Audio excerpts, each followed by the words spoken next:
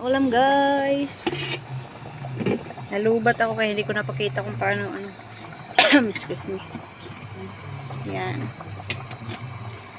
Lagyan ko ng mais, patatas, gabi.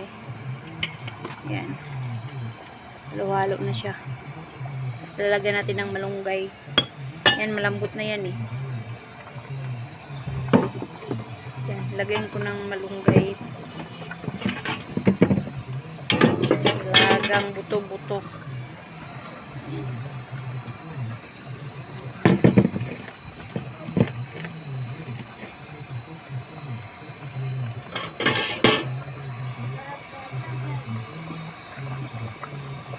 Yan.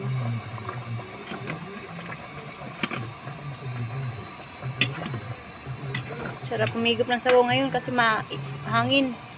Lamig ang hangin.